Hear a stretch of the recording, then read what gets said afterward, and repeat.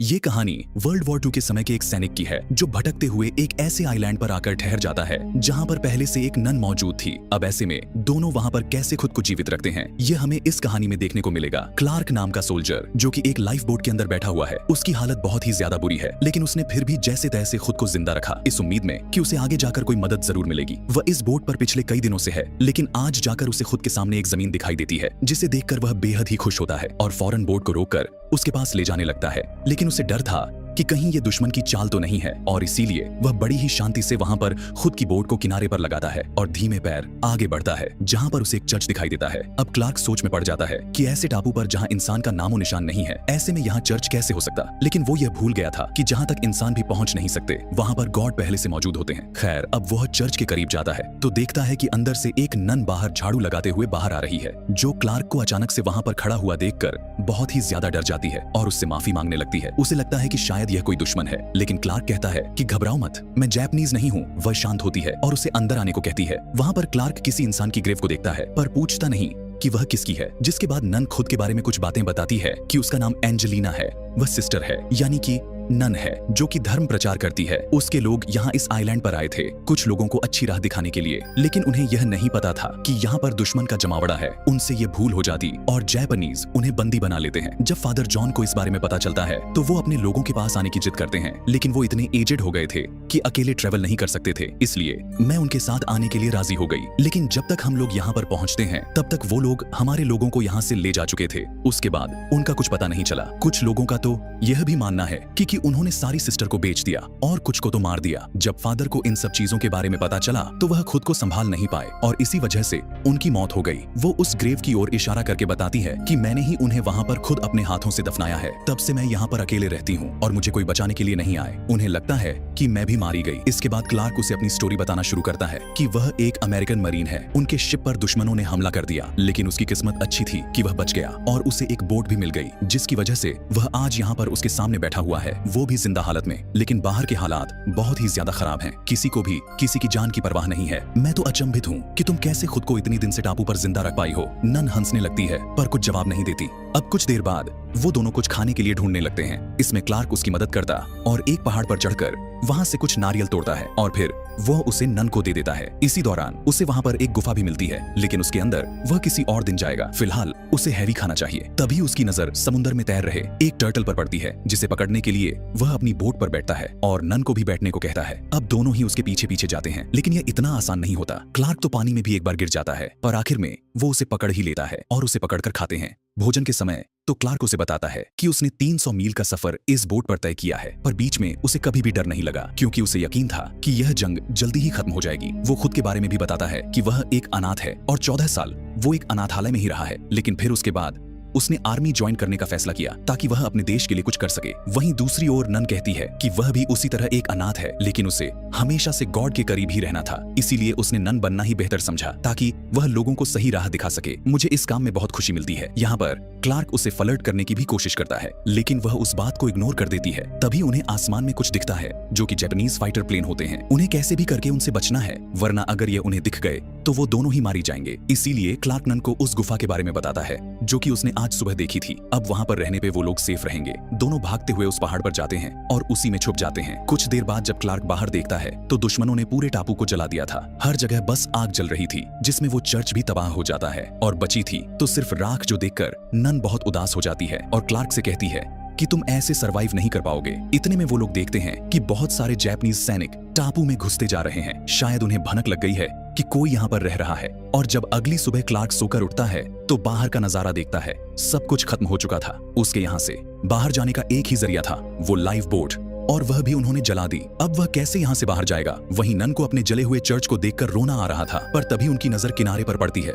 जहाँ पर कुछ सैनिक अंदर आ रहे थे और इनकी संख्या बहुत ही ज्यादा है, इसलिए वह दोनों फिर से अंदर छुप जाते हैं। और नन कहती है कि मैं ऐसा करती हूँ कि खुद को उनके हवाले कर देती हूँ जिससे कि तुम बच जाओगे, लेकिन क्लार्क मना करता और उसे समझाता है कि वो लोग तुम्हारा ऐसा हाल करेंगे कि तुमने सोचा भी नहीं होगा, इसीलिए बेहतर है कि यहाँ छुपे रहो, हमारे लिए यही सही है। वह शाम जब अंधेरा हो जाता है तो क्लार्क चुपके से समुद्र किनारे पर जाता है और वहां से कुछ खाने के लिए मछलियां पकड़ने लगता है, लेकिन इतने में वहां पर एक जापानीज बोट गुजरती है जिसकी वजह से उसे वहां पर छुपना पड़ता है। ऐसा ही उसे बहुत देर तक करना पड़ता है क्योंकि वह लोग पेट्रोलिंग पर होते हैं। अगर वह वापस गुफा में गया तो मारा जाएगा। इसीलिए उसे मजबूरन अपने ऊपर काली मिट्टी लगाकर अपनी जापानीज कैंप में जाना पड़ता है। वहां जाकर वो कुछ खाने के सामानों को इकट्ठा करने लगता है, लेकिन इतने में कुछ सैनिक आ जाते हैं और वहीं पर बैठ जाते हैं, जिसकी वजह से क्लार्क को पूरी रात वहीं गुजारनी पड़ती है। अगले दिन जब नन की आंख खुलती है तो वह देखती है कि वहां पर क्लार्क मौजूद नहीं है। उसे चिंता होने लगती है। उधर क्लार्क एक एक करके बहुत सारे खाने के सामानों को भर लेता है और फिर जब दुश्मन प्रैक्टिस के लिए बाहर जाते हैं तो वो वहां से निकल जाता है। लेकिन यहाँ नन जब गोलियों की आवाज सुनती है तो उसे लगता है कि शायद क्लार्क को उन लोगों ने मार दिया और इसीलिए वह पत्थर पर सर रखकर रोना शुरू कर देती है। पर इतनी देर में वहां पर क्लार्क आ जाता है और उसे बहुत सुनाता है कि उसे गुफा से बाहर नहीं निकलना चाहिए क्योंकि यहाँ पर खतरा बहुत ज्यादा है।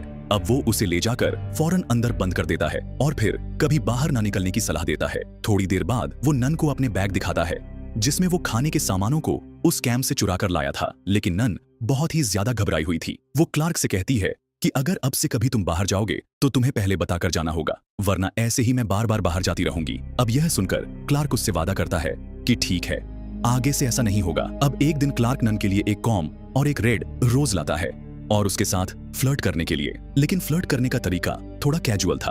आखिर वो उस कंघी का क्या करेगी? वो उस रेड रोज को एज ए गिफ्ट के तौर पर अपने पास रख लेती है। क्लार्क पूछता है कि क्या वो ये नन वाला प्रोफेशन छोड़ सकती है? तो कहती है कि ऐसा तो हो सकता है, लेकिन उसके लिए मुझे सब कुछ छोड़ना होगा। और जब कोई नन बनकर वापस से दोबारा उसी दुनियादारी में चला जाता है तो गॉड उसे कभी माफ नहीं करते और मरने के बाद उसकी बॉडी हमेशा तड़पती रहती है। यहाँ वो यह भी बताती है कि नन बनने के लिए हमें 5 साल दिए जाते हैं ताकि हम इन 5 सालों में सोच सके कि सही फैसला ले सके कि क्या हमें वाकई में नन बनना है या फिर नहीं। और अभी मेरे 5 साल होने में 1 महीने का समय बाकी है। तभी अचानक से इन्हें कुछ आवाजें आती हैं। जब क्लार्क बाहर जाता है तो देखता है कि जापानीज सोल्जर यहाँ से जा रहे हैं, जो कि उनके लिए अच्छा संकेत है। अब दोनों बहुत ही खुश हो और एक दूसरे के साथ यह खुशी भी बांटते हैं। तभी सही मौका देखकर क्लार्क नन के सामने अपनी दिल की बात रखता है और उसे बताता है कि जैसे उसने आज सुबह वो रेड रोज दिया था, वैसे ही वो उसे हर रोज देना चाहता है।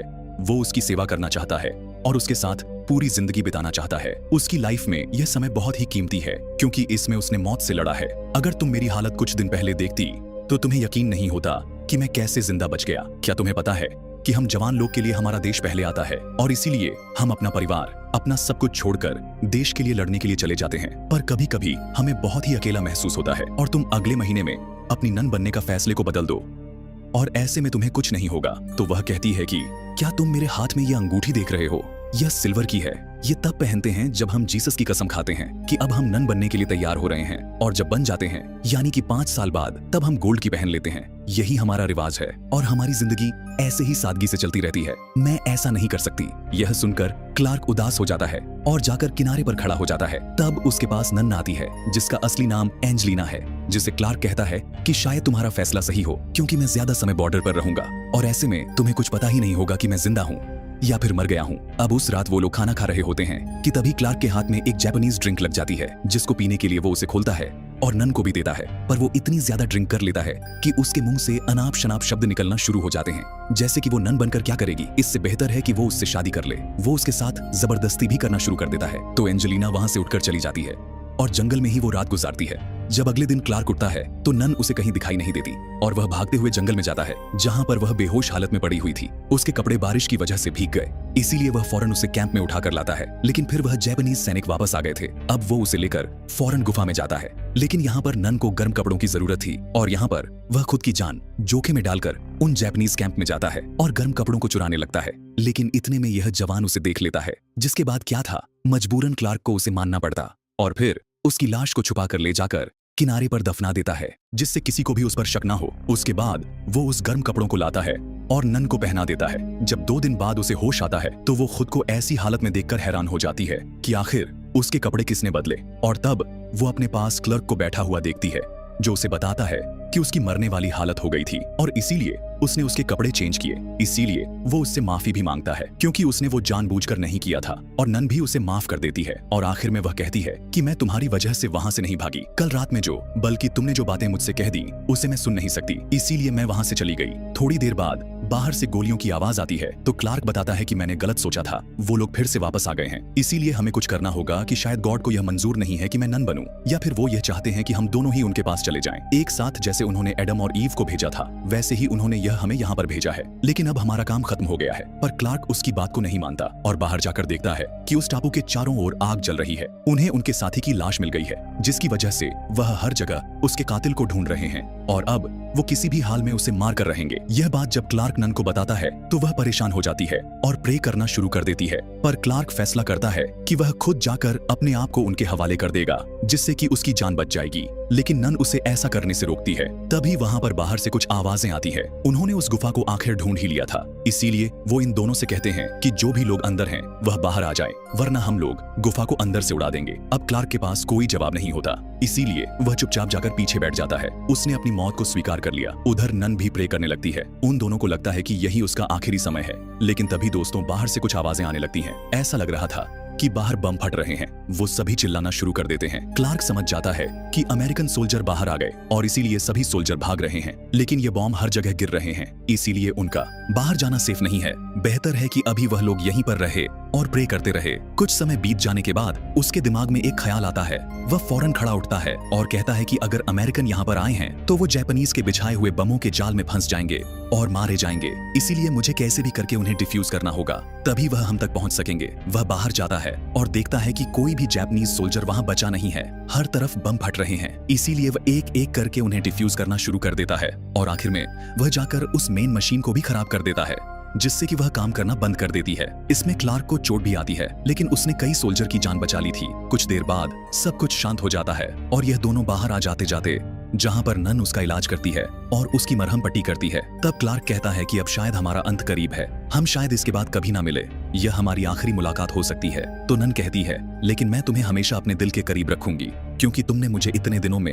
एक जीने की उम्मीद दी है। तुम मेरे हमेशा सबसे अच्छे दोस्त रहोगे, भले ही हम कितनी दूर क्यों ना हो। अब दोनों इमोशनल हो जाते हैं और इतने में वहां पर यूएस मरीन आ जाती है, जिन्हें देखकर वो उन्हें सिगरेट मांगता है। फिर उसे मुंह में दबाकर वहां से स्ट्रेचर पर उसे सभी ले जाने लगते और इसके पीछे पीछे नन भी मौजूद थी। इन दोनों की कहानी तो अधूरी रह गई, लेकिन दोनों के दिलों में दोनों के लिए एक अच्छी याद बनकर हमेशा जिंदा रहेगी। और यहाँ मूवी एंड होती है।